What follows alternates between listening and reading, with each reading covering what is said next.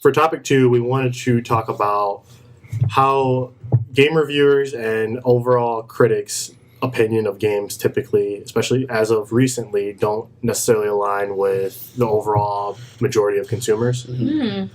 So I would say to preface this entire discussion, we're not saying that game criticism as a whole, at least professional video game journalism criticism, is bad or wrong or stupid. Mm-hmm.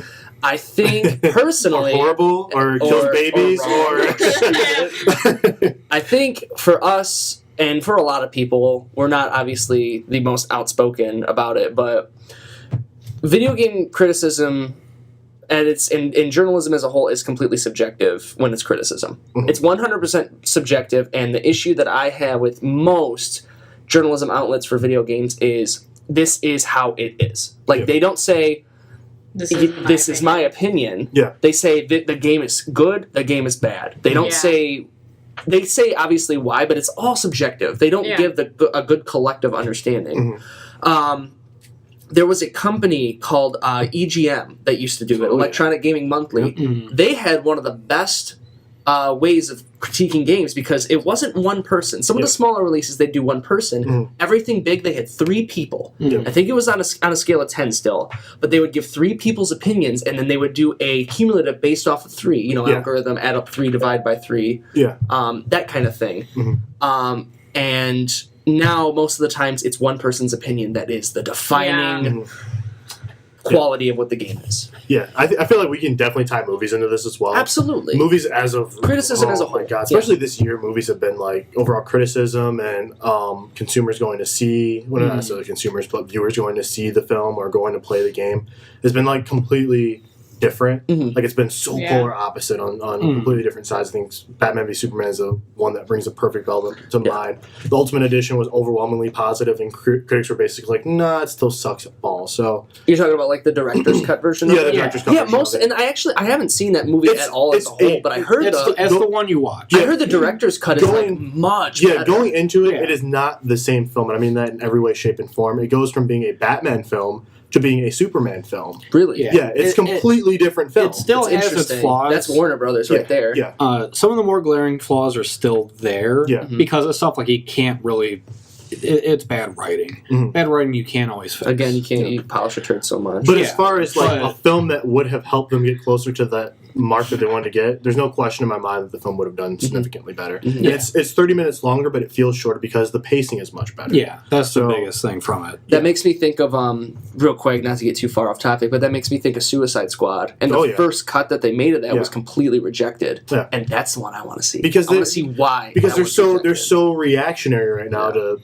popular opinion that it's like, oh, they don't want this, so let's do this, and there's no trust in the overall. Well, they know that flashing lights and loud sounds is what sells. They don't care about grit. They don't care about meat and bones and potatoes and all that nonsense. That's a topic for an entirely different show. Yeah, but critics' opinion of that specifically is one point that I wanted to make specifically was with Gears of War, which I was reading about on NeoGAF, and how like it started off like really positive, and like all the people that got the game early were like, "Oh, this is great! This is a return to the original franchise." And I'm looking at it, I'm like, "This doesn't look like how I remember Gears of War 1 looking. Mm-hmm. This looks a little bit different. This doesn't feel as fresh as I thought it was going to." And then like as the week went on, we started to get, I guess, a little more honest reviews. Mm-hmm. And people who had time to play the game, who didn't get the game a week early, and they were able to sink a little bit more time into it. And it is what I thought it was, which is kind of just a fresh coat of paint thrown in Gears of War. So I definitely agree with what you're saying, is that I wish that they would collectively get people, kind of how Rev 3 Games, if you remember them, it was Adam Sessler's stomping ground a little bit after he left X-Play. And 3 people was Tara, Nick, and Adam Sessler, and Max Scoville, who's not IGN actually, and they were all kind of chime in on like how they felt about a game, and I love that because it gives you multiple opinions on how people felt about the game, and it gives you overall better sense of idea of what the game actually is. And their review style was really good because they didn't score it. There's no score. They just gave their own personal opinion. Here's upsides, here's upsides, here's downsides at the end. That's you amazing. decide if you want to play it. That's the way it should be. Yeah. Anytime you're critiquing, it shouldn't be based on a scale, a number scale, a point scale. Yeah. That's bullshit. It's all subjective. Give your personal take. Exactly. And I've always been against number reviews. I'm like, I hate that you give a number to it, because to 7, that means something more to me than it might mean to you. Yeah. Or 8 might mean something more than it means to me. Like, it's so subjective that there's no way that number system, unless we're all like synchronized together or something like that, that we could even possibly relate to it the same way. And that's the thing too, like reading reviews on IGN recently, just like for stuff coming out, they're at the bottom they used to have it would be, you know, like this game is like an 8.5. Here's like the plus side, so here's the downsides. They got rid of that. Now it's just a synopsis that's at the top of the page and then the number. Really? What? Yeah. Like, and then, but they still have the full review. Yeah. But it's just like the full written review, and then they have the video too. So. Yeah, it's just like, okay, I don't always have time to read this full review, especially for me. Like, I might be doing it at work, where I'm trying to figure out whether or not I'm going to sell this game to someone. You know, and for me not to be able to go, okay, in like 2 seconds be able to say, okay, this is what people are saying works with the game. You know, like graphics are good, gameplay feels good. Downside is maybe frame rate isn't always that great. You know, now I have to try and read through this giant review and help customers and do all this stuff at the same time. Now I know this could be me, you know, like as a person maybe not taking as much time to read this review as I should. But does anybody? But there still should be something where I can just go, okay, this is what I'm looking for with. And I think that's what people want. That's how no one who sits there and reads these huge reviews unless they were dedicated on this game, or they want to see that a critic agrees with them or disagrees with them. You know, you usually. I mean, if you're going to read a review of a game, you want that it broken down. It's funny you mentioned that too, because I think a great, and this is it's funny because it's not usually this way, but I think the best way to get a good grasp on that is on Steam. Because a lot of Steam reviews, a lot of them are just stupid, people being silly, you know, saying, well, it's not No Man's Sky, so it's good kind of thing. But there's people that legitimately give bullet-pointed reviews that will be like, you know, they'll sometimes do a point system. It's really just a thumbs up or thumbs down, and it's all based on what they say. But they sometimes do a point system, and they'll give like 3 reasons why you should. They'll give pros and cons, 3 reasons why you should play it, 3 reasons why you shouldn't play it. That's perfect. That's literally perfect. But it's thousands of people. It's a shit ton of people leaving reviews, and you can scroll through all of them. I like that. And I think that community is a lot better received because it gives everybody's opinion who's voiced an opinion on it. The only thing I think we wouldn't be in this situation if, like, what's one person, a name that I could say where you guys would be like, unanimously, I guarantee you'd say, like, oh, we all trust his opinion. Adam Sessler, Colin Moriarty. Exactly. Jim Sterling. Jim Sterling's a name that's been thrown Total out a Biscuit. lot. I trust him more than anybody. Yeah. So like Cynical Brett. Oh. And that's because they've actually given honest, crafted opinions that you trust, and over the years they've like, even if you don't necessarily agree with them, you trust them. And like that wouldn't be such a big issue, I don't feel like, if people would kind of follow that more model and actually play the game and be honest about how they felt about the game. And I think it's easy to see through bullshit, especially with reviews, where it's like, I got this game early. I'm not going to go into the whole people getting paid off thing, but clearly there's like some type of biasness there, and you can see straight through that shit. Like I would be way more inclined to like go on Xbox.com, or what's their version of like their off version where they have people that work for Microsoft and they review the games.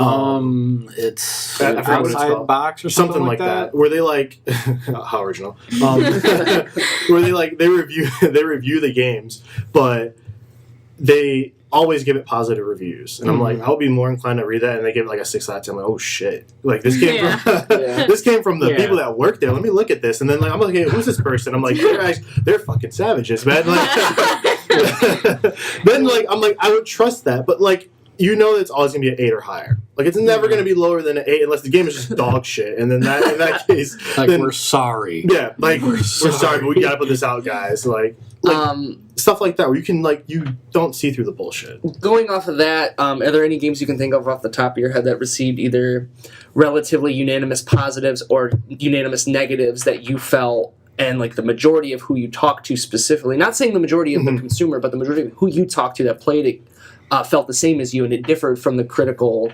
masses? Fallout 4. And you thought it was bad? I thought it was not as good as what people... Yes. I thought it was not as good as what people said it was. And Fallout 4 is incredibly boring and ridiculously broken. That's my foot. Oh, I'm sorry. I couldn't tell what that was. I'm sorry. That game, this is gonna, people are gonna hate us. Yeah. But in complete honesty, for sure, I've played it. You've played it. Yeah. They did not introduce enough newness to the game to make it something that stood out from Fallout 3. The one thing for me that would have saved the game, which was like the city building elements, were broken. Yeah. They didn't make sense. Yeah. Let me ask you something really quick, though. What if you are going into Fallout 4 completely blind, like your first Fallout? Yep. So then it's good. Then it's good. Yeah, because I know somebody that went into it completely and they loved it. Yeah. They freaking loved it. That's true as well. That's kind of where I'm at with it too. Where I had played a little bit of 3. I didn't own it when it was out and it was really big. I didn't get it until around right before I got my PS4. Mm-hmm. And I bought 4 thinking, okay, yeah, I know I've heard a lot of great things, amazing things about the series. I know Bethesda is a high quality, relatively, consistent developer publisher. I say upper tier for sure. Yeah, I like. Well, it's one of those things. Like, Bethesda game. You know that even if it's not the most polished thing ever, you know it's going to be at least good. Yeah. And for me, like, I liked it when I first started playing it. I got really into it. It's kind of become a law of diminishing returns thing for me. Yeah, for sure. Mm-hmm. Where I've been away from the game for a while, and then I was playing like Overwatch and stuff, which is super fast paced. Yeah. And then I go back to it, like, okay, the gunplay isn't hitting exactly what I want to. Yeah. Like even compared to Skyrim's combat, which really wasn't that fast, it just felt better. Skyrim's combat felt better for you? That's always been a major issue for me with Bethesda games as a whole, because for both Skyrim and Fallout, breaking it down to its roots, they're both based off of the same engine in a sense. Yeah. Exactly. They feel the exact same games, just skinned differently. Absolutely. Yeah. And I don't think people can really argue that. No. I think one of the major problems with those games as a whole is the combat, because it's stiff. It's incredibly stiff, and while I do agree that like Skyrim has much more fluid combat because I think you have more options too. Yeah, you have more options. But Fallout is incredibly incredibly stiff, and it doesn't feel right. Mm-hmm. There's something missing, and it's like it gets boring. Which is which we actually talked about a week ago, the last episode when we were talking about Witcher 3, and I was like, they did it perfectly. I'm like, and I hope that's one of the reasons why they said that. Hey, we're gonna take time with the next Elder Scrolls game, because Witcher 3 just blew all of our shit out of the water. Witcher 3 definitely as a whole is an incredible game. For me personally, I think it is far too overwhelming of a game. Yeah, for sure. But as a whole, on the whole, that game is for that fantastic. Experience. I think it's like at the top. I agree. That's a very, very pretty much everybody agrees. Like, it's a good game. Not saying it's perfect, but it's good. Yeah.